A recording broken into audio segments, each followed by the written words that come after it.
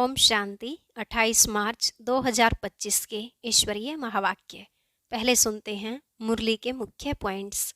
बाबा ने कहा, अभी तुमको कर्मातीत अवस्था में जाना है, इसलिए हरेक को अपने लिए पुरुषार्थ करना चाहिए। जितना जो करेंगे उतना फल पाएंगे। यह बहुत ऊंची पढ़ाई है, इसमें सब तो एक रस चल न सके। सपूत बच्चे वह हैं जो सबका बुद्धि योग एक बाप के साथ जुड़ाते हैं, जो अच्छी रीति पढ़ते हैं, खूब सर्विस करते हैं, वही बाप के दिल पर चढ़े रहते हैं। बाबा ने कहा, जो पूरा पढ़ते नहीं वह तो सर्विस के बदले डिससर्विस करते हैं, औरों को भी खराब कर देते हैं। इसलिए तुम्हें उनका संग नहीं करना। कुसंग लगा तो एकदम खत्म हो जाएंगे। जितना हो सके एकांत में बैठ एक माशूक के सच्चे सच्चे आशिक बन याद करते रहो। झरमुई झगमुई आदि वार्तालाप में रहने से वायुमंडल खराब होता है। लास्ट में बाबा ने कहा, हे आत्माएं, जिस बाप से तुम्हें इतना वर्षा मिलता है, क्या उनको याद नहीं कर सकते? योग अच्छा होगा तो चलन भी अच्छी रहेगी। जो याद नहीं करते वह अपना ही खाना खराब कर लेते हैं। तुम बच्चों को अपने साथ प्रतिज्ञा करनी है कि कुछ भी हो जाए हम आंसू नहीं बहाएंगे। आंसू आया और नापास हुए।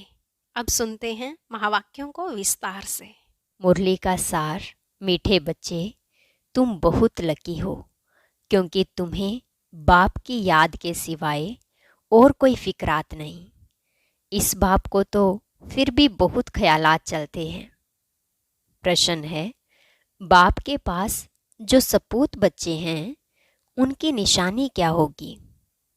उत्तर, वे सभी का बुद्धि योग एक बाप से जुड़ाते रहेंगे, सर्विसेबल होंगे, अच्छी रीति पढ़कर औरों को पढ़ाएंगे, बाप के दिल पर चढ़े हुए होंगे।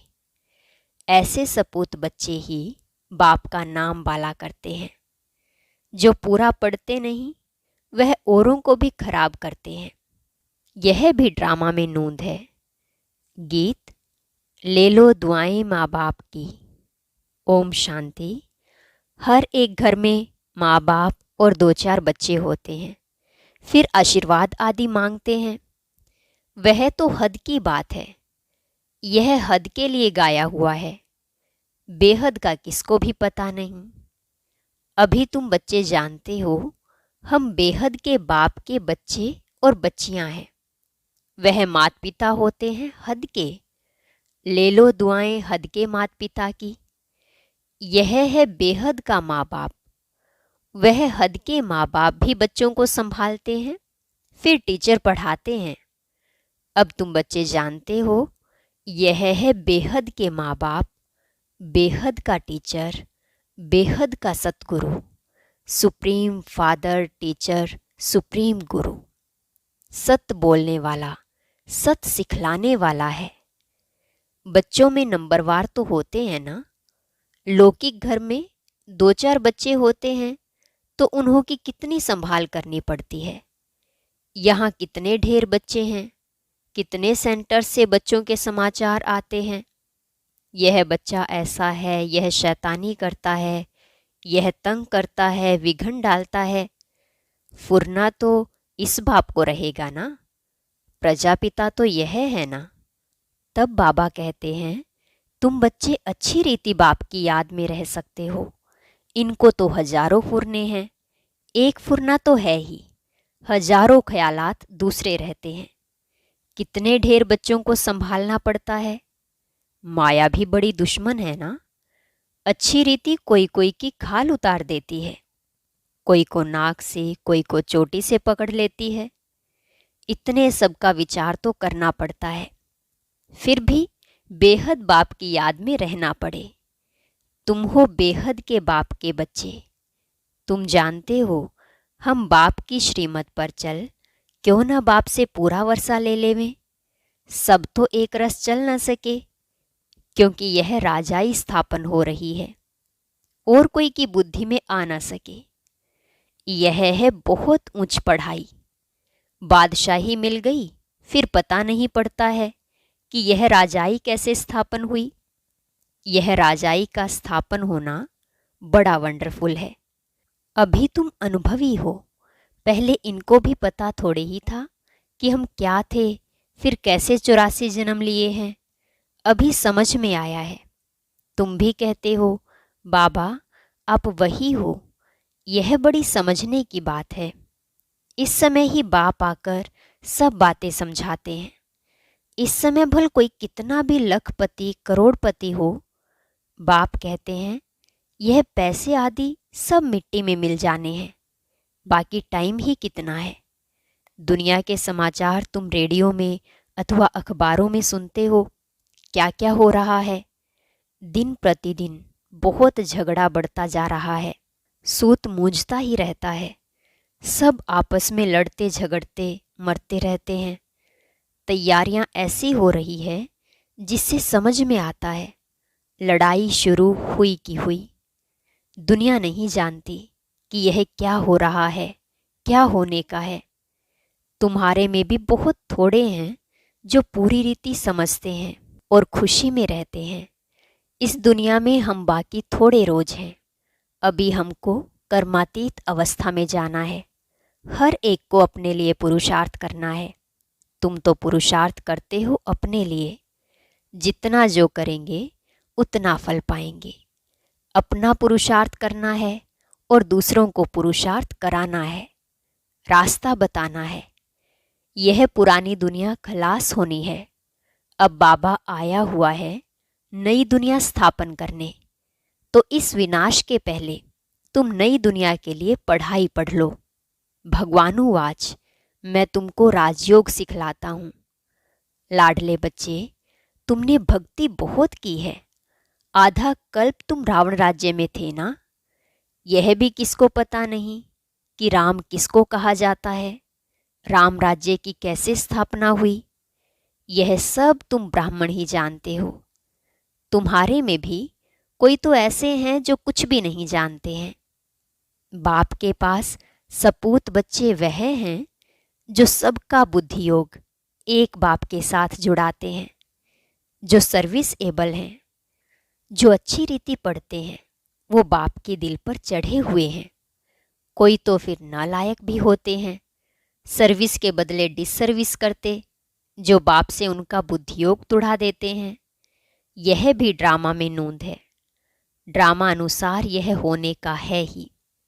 जो पूरा पढ़ते नहीं हैं वह क्या करेंगे, औरों को भी खराब कर देंगे। इसलिए बच्चों को समझाया जाता है बाप को फॉलो करो और जो भी सर्विसेबल बच्चे हैं, बाबा के दिल पर चढ़े हुए हैं, उनका संग करो। पूछ सकते हो किसका संग करें? बाबा झट बता देंगे इनका संग बड़ा अच्छा है। बहुत हैं जो संग ही ऐसा करते हैं जिनका रंग भी उल्टा चढ़ जाता है। गाया भी जाता है संग तारे कुसंग बोरे। कुसंग लगा तो एकदम खत्म कर देंगे।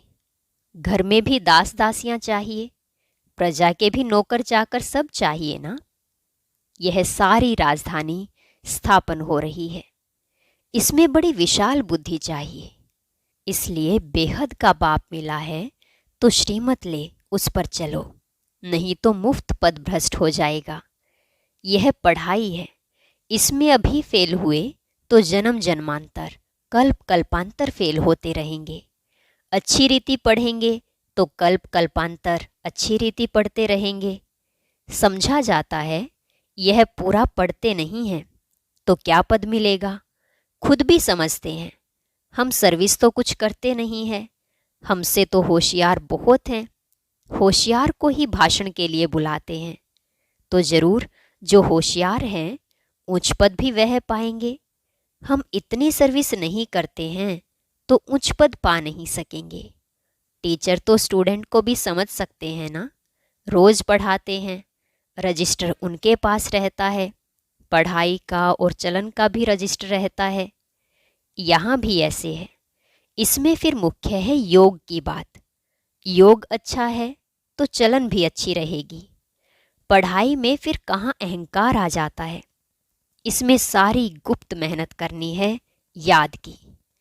इसलिए ही बहुतों की रिपोर्ट आती है कि बाबा हम योग में रह नहीं सकते। बाबा ने समझाया है, योग अक्षर निकाल दो। बाप जिससे वर्षा मिलता है उनको तुम याद नहीं कर सकते हो। वंडर है। बाप कहते हैं, हे आत्माएं, तुम मुझ बाप को याद नहीं करते हो।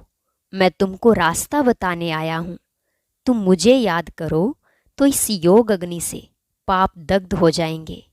भक्ति मार्ग में मनुष्य कितना धक्का खाने जाते हैं। कुंभ के मेले में कितना ठंडे पानी में जाकर स्नान करते हैं, कितनी तकलीफ सहन करते हैं। यहाँ तो कोई तकलीफ नहीं।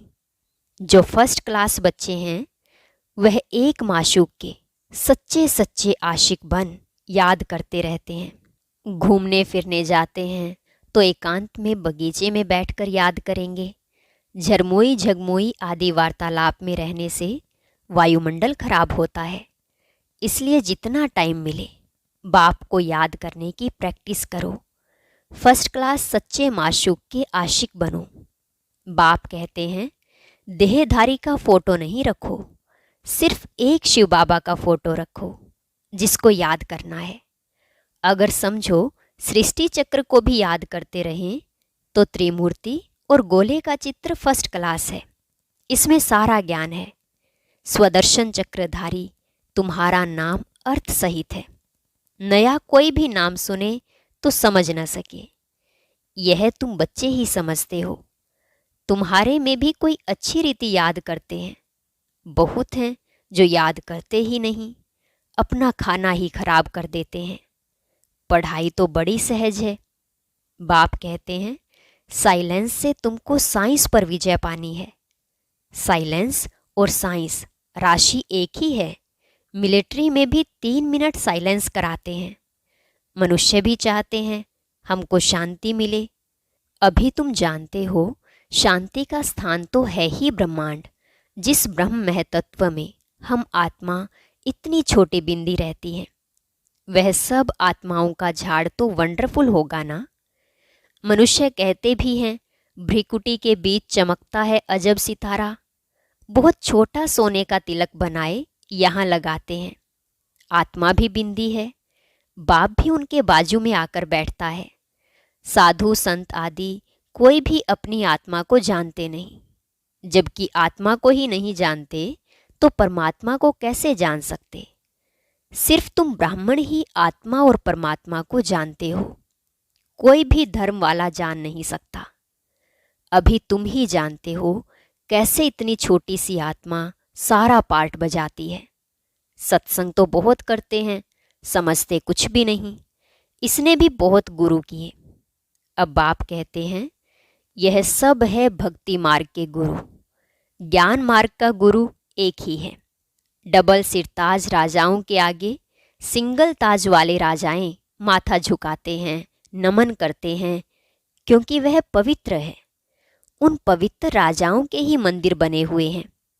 पतित जाकर उन्हों के आगे माथा टेकते हैं, परंतु उनको कोई यह पता थोड़े ही है कि यह कौन है, हम माथा क्यों टेकते हैं। सोमनाथ का मंदिर बनाया, अब पूजा तो करते हैं, परंतु बिंदी की पूजा कैसे करें, बिंदी का मंदिर कैसे बनेगा। यह है बड़ी गुह्य बातें। गीता आदि में थोड़े ही यह बातें हैं।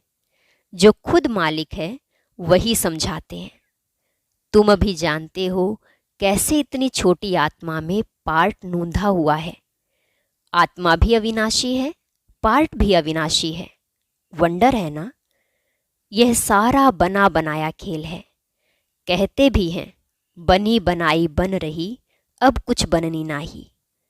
ड्रामा में जो नूंद है वह तो जरूर होगा, चिंता की बात नहीं। तुम बच्चों को अब अपने आप से प्रतिज्ञा करनी है कि कुछ भी हो जाए आंसू नहीं बहाएंगे।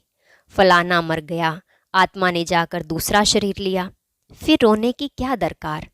वापिस तो आ नहीं सकते। आंसू आया, नापास हुए। इसलिए बाबा कहते हैं, प्रतिज्ञा करो कि हम कभी रोएंगे नहीं। परवाह थी पार ब्रह्म में रहने वाले बाप की, परवाह थी पार ब्रह्म में रहने वाले बाप की। वह मिल गया तो बाकी क्या चाहिए। बाप कहते हैं, तुम मुझ बाप को याद करो। मैं एक ही बार आता हूँ, यह राजधानी स्थापन करने लिए। इसमें लड़ाई आदि की कोई बात नहीं। गीता में दिखाया है, लड़ाई लगी, सिर्फ पांडव बचे। वह कुत्ता साथ में ले पहाड़ों पर गल गए, जीत पहनी और मर गए, बात ही नहीं ठहरती। यह सब है दंत कथाएं। इसको कहा जाता है भक्ति मार्ग। बाप कहते हैं, तुम बच्चों को इससे वैराग्य होना चाहिए। पुरानी चीज से नफरत होती है ना? नफरत कड़ा अक्षर है, वैराग्य अक्षर मीठा है। जब ज्ञान मिलता है तो भक्ति का वैराग्य हो जाता है।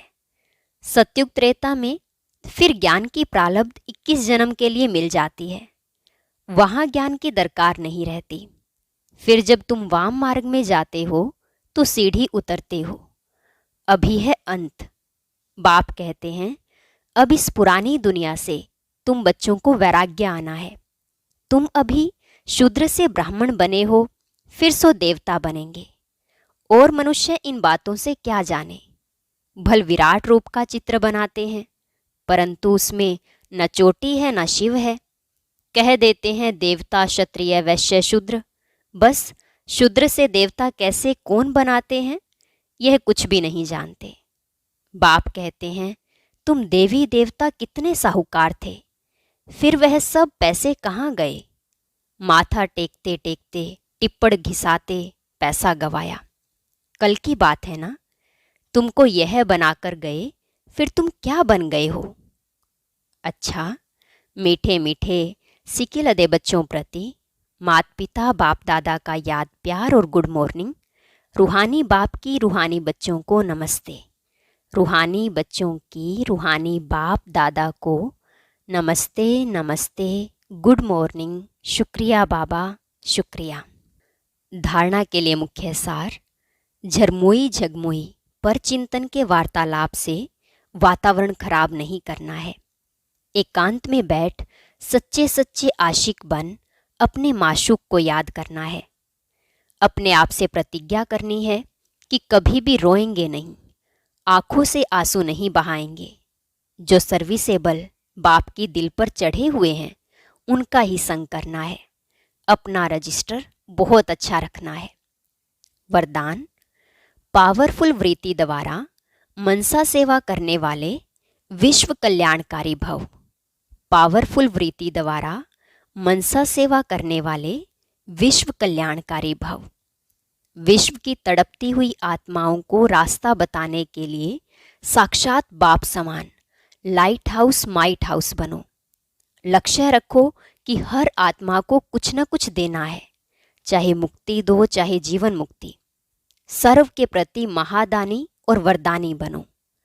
अभी अपने अपने स्थान की सेवा तो करते हो, लेकिन एक स्थान पर रहते मनसा शक्ति द्वारा वायुमंडल वाइब्रेशन द्वारा विश्व सेवा करो। ऐसी पावरफुल वृत्ति बनाओ जिससे वायुमंडल बने, तब कहेंगे विश्व कल्याणकारी आत्मा। स्लोगन। अशरीरीपन की एक्सरसाइज और व्यर्थ संकल्प रूपी भोजन की परहेज से स्वयं को तंदुरुस्त बनाओ। अशरीरीपन की एक्सरसाइज और व्यर्थ संकल्प रूपी भोजन की परहेज से स्वयं को तंदुरुस्त बनाओ। ओम शांति। अब आज का अव्यक्त इशारा और ज्ञान मोती भी अवश्य सुने।